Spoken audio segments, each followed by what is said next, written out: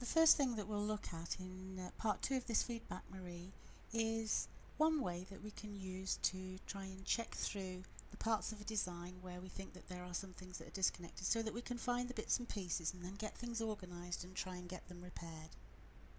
And then I'd also like us to take a look at creating a couple of things using some of the very powerful tools that are available in the software that can cut down on the amount of node laying.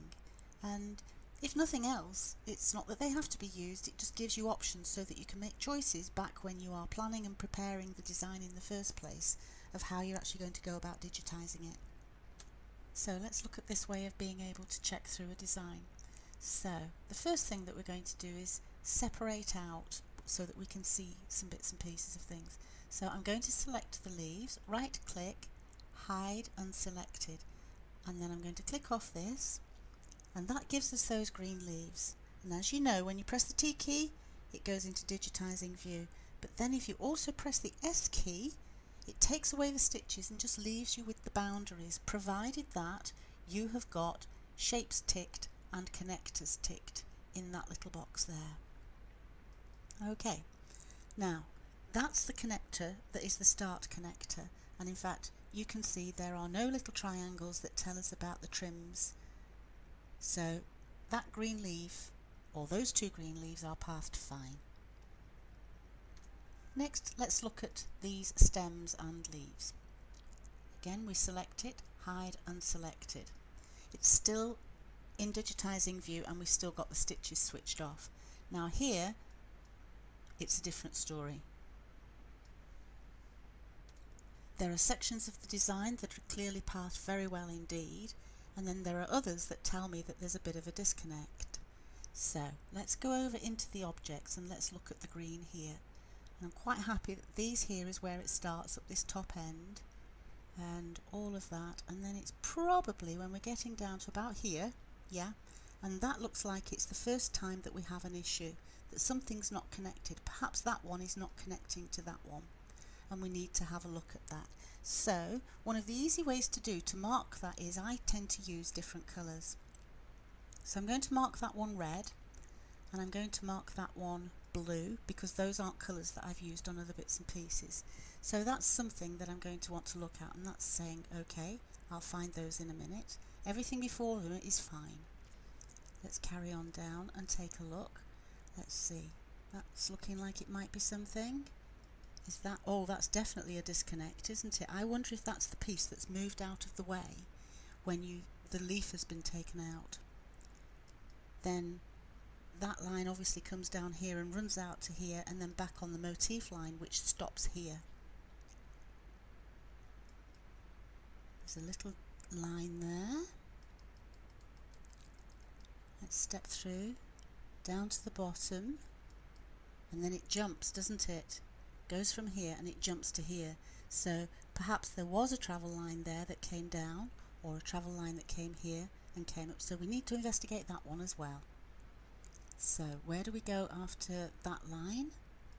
Oops, we've jumped back up to the top of the design, and in fact after that I think everything else goes fairly clearly. So we've got a pretty good idea that up to this point here, between here, numbers 15 through to 24, we've got a little bit of disruption going on that we need to be able to repair. So we've got red and blue. We can leave number 17 at green. Let's make 18 a burgundy, 19 a pink, and let's just deal with those to start with. We don't need to do them all just yet, we know that the rest can come. Right, I'm going to select all of those that we've coloured in, and the one after it if you will, and then I'm just going to hide everything else, and we're just going to work on those. And at this point here it's well worth bringing up the magnification, and let's see what's happening. Right, select this one and press H. Let's take that off there. Obviously, let's just move that node and see what's going on. We'll put it on there and make sure it fits exactly. Now obviously at the moment they're going to show up because that's a red and this is a green and it thinks that there's a colour change. We're literally using that as a way of being able to reposition these very accurately so that we can get that onto there. And if you can't get it quite close enough but it's there, just press the letter J. If you highlighted both objects and press the letter J, then obviously you can get them to join. But that's what we're aiming for. Now look at this here. This is the one where if I select this one, that object there, oops, escape, this object here, that's the one that I want. I'm going to press H to bring it into reshape. Let's just lift that off there and put it onto the bottom, onto that triangle there. Okay, and then let's put that back on and then hit escape. So we know now that when those join back in colour they should be alright. This is obviously what has got moved. We can select it. There we go. And let's move it with an arrow key. That's fairly close. And I'm going to press H and just bring down that top one so that it fits onto the triangle and put the little green start back. Now yes, of course, this is fiddly work. Let's escape to get out of that. It is fiddly work, but then again that's fine detail. And the whole object of this exercise is that you're turning what is an okay design into a great design by dealing with all these little bits and pieces. So now let's go back on those objects and let's turn them back to the green colour. Alright, and lo and behold, all those missed connections have resolved. So let's go back to 100%, go back to our colours, click the green and hide unselected. It'll bring everything back. So obviously I don't intend to go through all of these, but you can do the same process. And then another one, let's bring the stitches back here. We know that there's an issue here. One of those is you can click this object and the one that it's supposed to join to. So I'm going to click the Shift key and that, select both of them, and then I'm just going to hit the J key and look, that just moved that node and touched it onto there. So you have to select both the objects and then put J, and if you've got something that's just drifted a little bit or not quite lined up, it will do it for you. So let's press S again, which will bring back our stitches, press T, which brings us back into 3D view, and then I'm going to just right click on that and say unhide all, and that brings back everything to us. So let's look at the next one. Don't need to look at these rush heads because we know that each of those is independent. So let's look at this flower. Hide unselected, just take a very quick look at that one now, put it into digitizing view, and you can see we've got these little dots and so on. So let's go over to objects, scroll down, wait until we find them and say that one's okay, what about that there, ah yeah, and this one. So how about we select those two and press J. We've got rid of one of them. We can go in if we wish and we can actually increase the magnification. There we go, a bit more perhaps. Let's take it to 300. If you want a number that isn't in the box, just type the number in and click enter, and it sometimes brings it up enough for you. So let's see what's going on there. So this one finishes where? It's finishing here. Alright, and we wanted that one to start there. So let's see what's going on. Maybe it just needs to move a little bit onto that and pop it there. Alright, and let's see if that's done the job. It has. So we can either move nodes or we can select the two objects. On this one here, that one's now okay. This one and that one. Ah, I see. That walks out to it, and then obviously that one's starting there. So let's select that one and press J. And can you see? It disappeared. So there's a couple more places where a similar sort of thing's gone on. Let's press T to bring it back to full view, and let's unhide all. Alright, and let's go back to fit. There we are. So that was just one way of using the resequence bar and hiding things and expanding things to see about repairing them. Now, again, because there are different ways of doing things, let's have a look at a different way of being able to do this flower. So what we'll do is we'll nip across over onto a blank design, and I've actually copied that part of the flower over here. And over here I've got one of the petals. So I have digitized one petal. I'm just going to take it out of 3D view and put it into digitizing view, and you can see it starts here and finishes here. So I'm going to use the layout tool for making a circle with this one. I close digitizing and I open create layouts and I select the object, and that will let me activate the circle layout. There are 11 petals in that sunflower, and so what I'm going to do is I'm just going to pull it apart like this, and what I'm actually going to try and do is get the little corners where it starts and ends just touching each other quite exactly, so that they will automatically go from one to the other and there won't be any stops and trims and things. So I'm going to press the control key, because at the moment this is swinging about and wiggling all over the place, but if I press the control key it starts to push it onto straight lines. So I do this, there you go, and then I can just move the mouse gently towards it as I nudge them closer and closer and closer, and I'm just trying to get those bottom corners to touch, and exactly as they do I will click the left of the mouse and it says, do I want to merge the overlapped objects? And no, I don't. If I'd said yes, it would have then put all of that back into a weave stitch and we would have lost this radiating fill, because each of these is an individual object. I'm just going to take the stitches out just to show you that it's automatically passed itself around there without any trims, because the start and stop have ended up on each of those. And I haven't had to digitize 11 petals, I've let the system do it for me. There we go, and let's press T.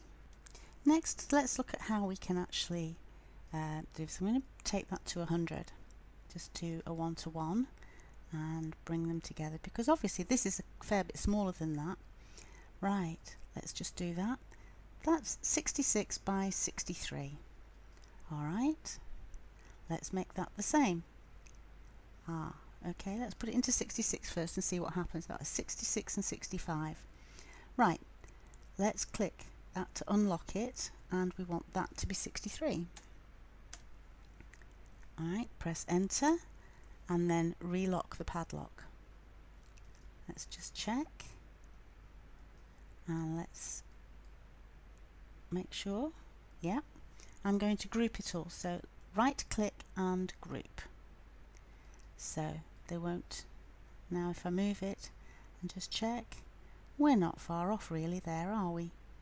But that's in a slightly different shape. So how about now we're going to select it and we're going to press skew. Let's put in 15. I'll just twist it a bit.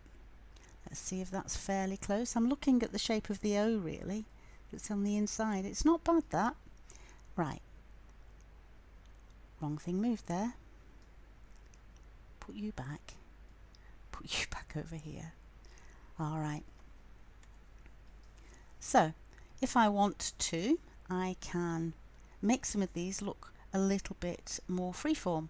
So we can right click and ungroup, and let's select this one and let's go to reshape, and let's just pull one of these nodes out just to one side a little bit and escape. How about we do something on this one, H, and let's pull that one that way, for example. Let's just make that a little fatter maybe. Push him out there. Okay, escape. You get the idea. Let's do one over here, reshape, and let's give that one a little bend on it. Alright, let's select them all again and Control G to group them. So now let's just finish it off. Let's select the object and let's go to create layouts again, create outlines and objects. I just want an outline around the object. Here we are, and when we go down we'll see it's created two. I don't want this outside one.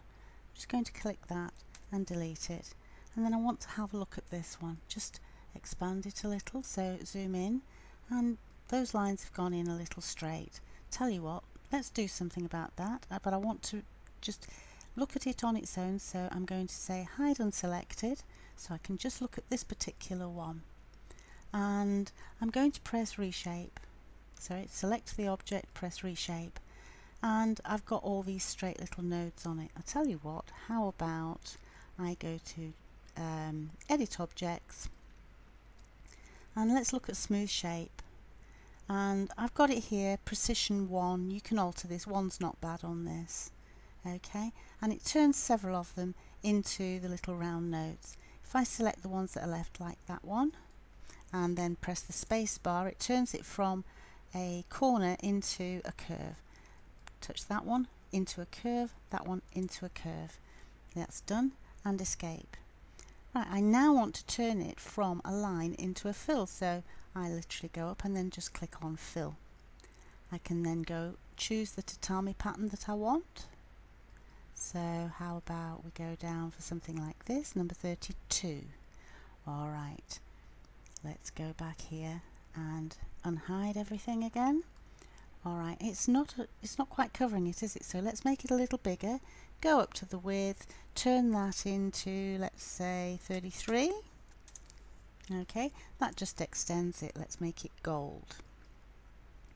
Let's make that red a nice yellow. Make the red a nice yellow.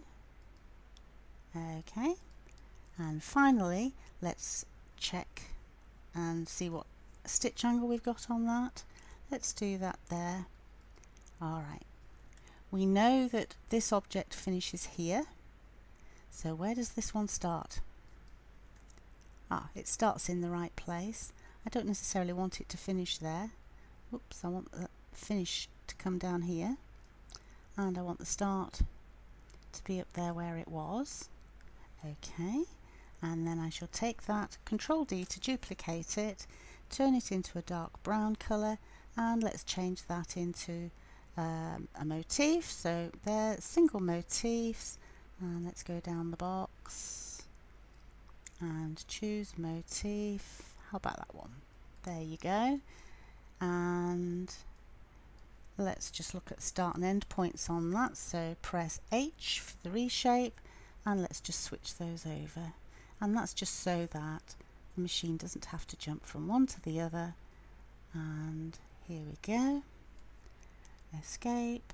Let's go back to 1:1, compare, and you know what? It's just one way of being able to use the tools and digitize, or you could lay all the notes down yourself. Alright Marie, let's go back to your design here, and in this feedback we've covered how to remove tiny stitches and change some of the background settings if you want to be able to see some features more clearly. Also, we've used the show and hide feature that the program provides as a way of being able to declutter a design while we focus on the individual pieces that we want to work on. And also we've looked at using a couple of the keys, like the S key to toggle stitches on and off, again to declutter the screen, and the J stitch to select two objects and press J to join a couple of nodes, connection nodes that have perhaps drifted apart. They've still got to be close together, but it is a useful tool. And then finally we've just used a couple of the other bits and pieces in the program, like the circle layout tool and the outline tool and the ability to change an outline into a fill shape, little bits and pieces like that to cut down perhaps on some node laying. It gives you different ways of being able to do similar things, and I do hope that you get to try them.